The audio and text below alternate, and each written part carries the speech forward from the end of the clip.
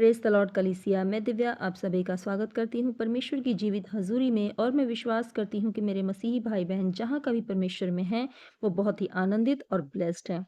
Hallelujah! मेरे प्रियो, आज मैं आप सभी को पाप क्षमा के बारे में बताना चाहती हूँ कि हमारे जीवन में पाप क्षमा कितनी ज़्यादा ज़रूरी है, पापों का प्रायश्चित करना कितना ही ज़्यादा ज़रूरी है। कभी-कभी क्या होता है कि जाने-अनजाने हमारे जीवन में हमसे कोई गलती और गुनाह हो जाता है, और उसी गुनाह को लेकर, उसी गलती को लेकर, उसी पाप के बोझ को लेकर हम दिन और रात जीने लग जाते हैं, और हम अपने आप में गिल्टी फ़ील करते हैं, और कभी भी हम परमेश्वर के पास नहीं जा पाते हैं।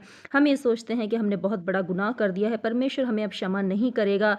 हम धीरे-धीरे इसी गिल्टी के साथ अंदर ही अंदर दबते चले जाते हैं, धँसते चले जाते हैं, और शैतान इसी बात का फ़ायदा उठाता है और वो हमें और गहराई में और पाप में धकेलता चला जाता है। हम इसी गिल्टी के साथ कभी भी परमेश्वर के चर्च में नहीं जाते हैं। हम धीरे-धीरे बाइबल पढ़ना छोड़ देते हैं। हम धीरे-धीरे और पाप करते चले जाते हैं। हमें लगता है कि पता नहीं शायद परमेश्वर हमें कभी क्षमा ही नहीं करेंगे।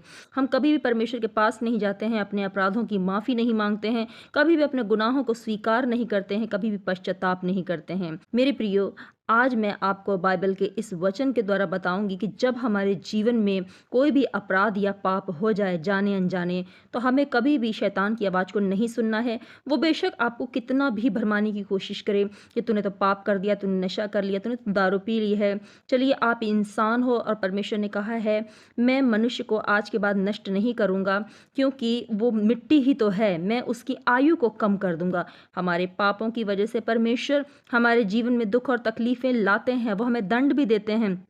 लेकिन तब जब हम अपने अपराधों को मानते नहीं हैं, जब हम उनसे मुँह को फेर लेते हैं, जब परमेश्वर से हम अपने मुख को फेर लेते हैं, तब परमेश्वर हमारे गुनाहों की सज़ा हमें देता है। लेकिन वो हमें जानबूझकर सज़ा नहीं देना चाहता है। परमेश्वर चाहता है कि मेरे बेटे और मेरी बेटियाँ मेरे पास आएँ, वो अपने गुनाहों की क्षमा माँगें, क्योंकि परमेश्वर हमसे प्रेम करता है, वो दयालु है, वो महान पिता है। वो चाहता है कि आप उसके पास आएँ, अपने गुनाहों की माफ़ी माँगें। आपसे अगर गलती से आपने शराब पी ली है, गलती से आपसे कोई पाप हो गया है या व्यभिचार हो गया है, तो आप अपना मुंह न छिपाएं। आप परमेश्वर के सामने आएं, अपने अपराधों को माने, गुनाहों को माने, पश्चाताप करें, पापों की क्षमा को मांगे, और परमेश्वर बहुत ही दयालु है, बहुत ही करुणामयी परमेश्वर है, वो आपको माफ कर देगा। हालेलुया! तो मेरे प्रियो, आज का बाइबल वचन बहुत ही अच्छा और बहुत ही आशीषित वचन है। ये वचन हर एक जन को पढ़ना चाहिए, चाहे उससे पाप हुआ हो या नहीं हुआ हो, क्योंकि हम एक मनुष्य रूप में हैं और हम पृथ्वी पर हैं, और हमसे छोटे-मोटे पाप होते रहते हैं, जिसके लिए हम क्षमा नहीं मांगते हैं। हम सोचते हैं कि यीशु तो हमारे लिए क्रूस पर चढ़ चुका है, लहू बहा दिया है, अब हम चाहे बपतिस्मा ले चुके हैं, अब चाहे हम फिर भी पाप करते रहें, हमारे पाप तो माफ़ हो चुके हैं। मेरे प्रियो, आपके वो पापों के लिए यीशु क्रूस पर चढ़ा है जब आप यीशु को नहीं जानते थे। जब आप यीशु को जाने, आपने बपतिस्मा लिया, तो यीशु ने आपके सारे पापों को अपने ऊपर ले लिया। आपने बपतिस्मा लिया, आप पवित्र हो गए, आप शुद्ध हो गए। अब आपका जो पहला जीवन था, जो अन्य जाति वाला आपका जो जीवन था, उस जीवन में आपने जितने भी पाप किए थे, वो सारे पापों को यीशु ने अपने ऊपर ले लिया है। आपको बपतिस्मा दिया, आपने लहू से धोया, और आप अब आज़ाद हो चुके हैं, फ्री हो चुके हैं। लेकिन यदि बपतिस्मा लेने के बाद, यीशु को जानने के बाद भी जब आप पाप करते हैं, और पाप करते ही चले जाते हैं, और क्षमा भी नहीं मांगते हैं, माफ़ी नहीं मांगते हैं, तौबा नहीं करते हैं, दोबारा पाप ना करने की शपथ नहीं खाते हैं, तो मेरे प्रियो, फिर आपको उसका लेखा भी देना पड़ेगा और उसका दंड भी आपको दिया जाएगा। इसीलिए यदि आज आप पाप का जीवन जी रहे हैं, जाने-अनजाने आपके जीवन में पाप हो रहा है, तो मेरे प्रियो, आज का ये वचन आपके लिए है। आप इस वचन को ज़रूर से पढ़ें, अपने घर में भी पढ़ें, और इस वचन पर अभी मेरे साथ भी आप मनन करें, और परमेश्वर आपको इन वचनों के द्वारा आपसे बात करेगा, आपके पापों गुनाहों को क्षमा करेगा, और बड़ी भेद की बातें आपको बताएगा। आप इस वचन से जानेंगे कि पापों की क्षमा मांगना हमारे लिए कितना ज़रूरी है। हालेलुया! तो आइए हम वचन को पढ़ें। परमेश्वर का वचन लिया गया है भजन संहिता अध्याय 32 का वचन 1 से लेकर 6 तक।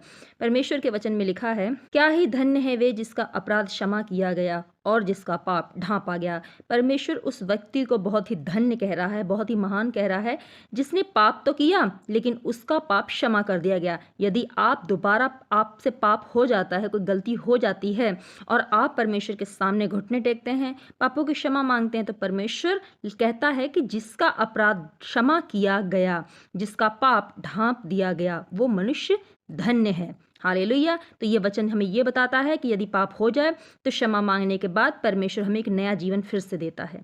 आमीन। आगे परमेश्वर के वचन में लिखा है, क्या ही धन्य है वे मनुष्य जिसके अधर्म का यहोवा लेखा ना ले और जिसकी आत्मा में कपट ना हो। हालेलुया। मेरे प्रियो, पश्चाताप दो तरीके का होता है।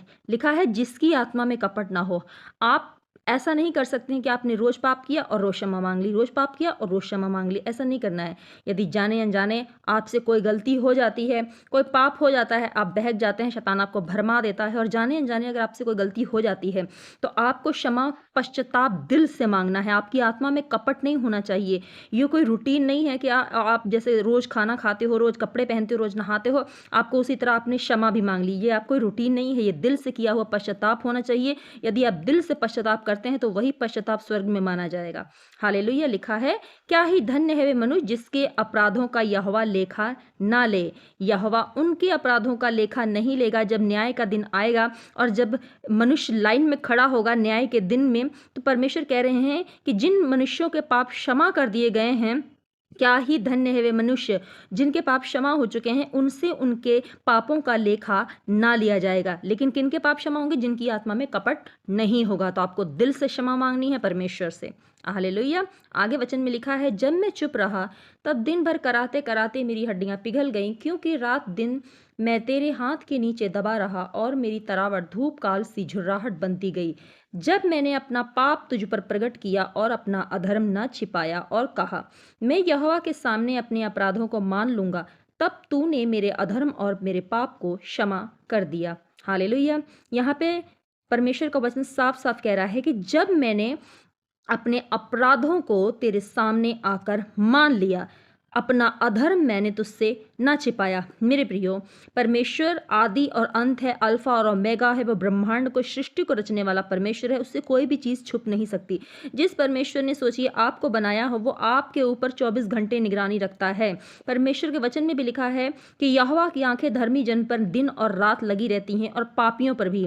परमेश्वर इस कायनात को अपनी आंखों से स्वर्ग में बैठे हुए देख रहा है कि हर एक मनुष्य के, आप अपने परिवार से, अपनी पत्नी से, अपने पति से पाप को छुपा सकते हैं, अपने बच्चों से छुपा सकते हैं, अपने लोगों से छुपा सकते हैं, लेकिन आप परमेश्वर से कभी भी अपने अधर्म, अपने पाप को नहीं छुपा सकते। जब आप गुप्त में भी कोई पाप, कोई व्यभिचार, कोई नशा कर रहे होते हैं, किसी को लूट रहे होते हैं, हड़प रहे होते हैं, भले ही उस समय आपको वो व्यक्ति ना देखे जिसका वो सामान है या जिसकी वो बीवी है या जिसका वो पति है, लेकिन आपको परमेश्वर, जिसने ये पूरी कायनात बनाई है, जो इस घर का मालिक है, जो इस संसार का मालिक है, वो आपको ज़रूर देख रहा है। हालेलुया। तो ये आप गलती कभी भी ना करें। आपसे गलती हुई है तो आप अपने अपराधों को, अधर्मों को माने, परमेश्वर के सामने जाएं, घुटने टेके। लिखा है, मैं यहोवा के सामने अपने अपराधों को मान लूंगा।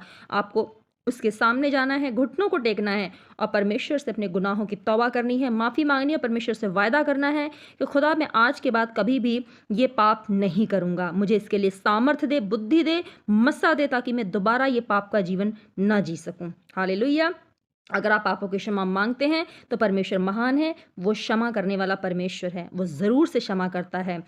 लिखा है, तब तूने मेरे अधर्म और मेरे पाप को क्षमा कर दिया। तब, यहाँ पे पॉइंट है, तब। तब कब?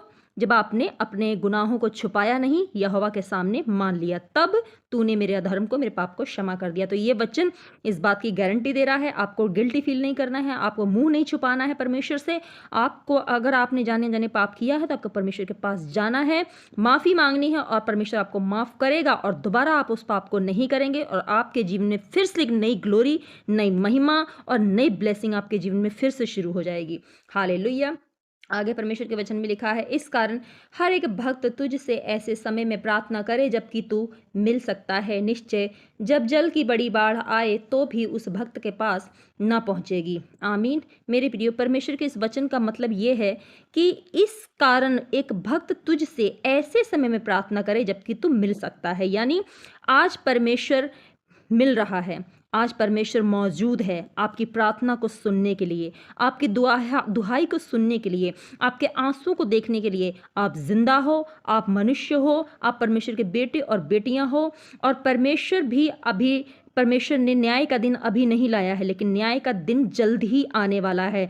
तो परमेश्वर, जब तक न्याय का दिन नहीं आ रहा है तब तक आपके पास मौका है, आपके पास समय है कि आप अपने पापों का प्रायश्चित करें। लिखा है अभी तो मिल रहा है, यानी परमेश्वर अभी हमको मिल रहा है, अभी पापों के क्षमा मांगने का मौका हमें दिया जा रहा है। हम जीवित हैं। यदि हम मर जाएंगे, कब्र में गाड़े जाएंगे, तो हमारे लहू से कोई भी पाप पश्चाताप की आवाज़ नहीं आएगी, हमारे हाड़ मांस से कोई भी पाप पश्चाताप की आवाज़ नहीं आएगी, और तब हमें कोई भी पाप प्रायश्चित करने का मौका भी नहीं मिलेगा, क्योंकि जब हम कब्र में दफना दिए जाएंगे तो आज हम जीवित हैं और यहोवा भी आज हमें मिल रहा है। जब न्याय का समय आ जाएगा, न्याय का दिन आएगा, जब हम परमेश्वर के सामने खड़े होंगे, उस समय पापों की तौबा करने का कोई भी चांस, कोई भी मौका नहीं दिया जाएगा। इसीलिए लिखा है कि इस कारण एक भक्त तुझसे ऐसे समय में प्रार्थना करे जबकि तू मिल सकता है।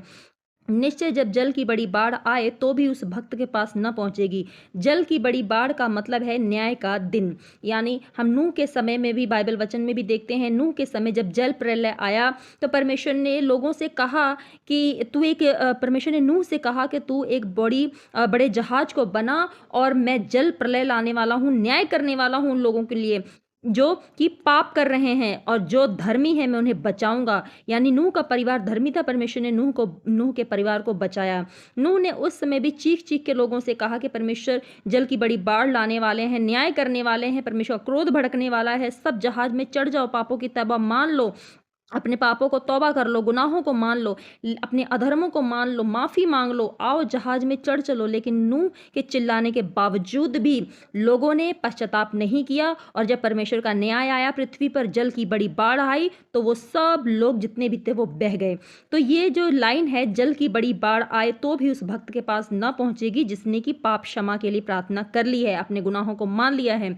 यानी परमेश्वर कह रहे हैं कि जब न्याय का दिन आएगा, जब जल की बड़ी बाढ़ आएगी, जब आग की ज्वाला भड़केगी, जब परमेश्वर का क्रोध भड़केगा, तो जो परमेश्वर से पाप का पश्चाताप कर चुका है, अपने गुनाहों को छोड़ चुका है, पापों से तौबा कर चुका है, जिसके पाप क्षमा हो चुके हैं, उस भक्त के पास वो बाढ़, वो जल, वो आग, वो तूफान, वो परमेश्वर का क्रोध उस भक्त के पास नहीं पहुंचेगी। क्यों? क्योंकि वो पापों की क्षमा पा चुका है।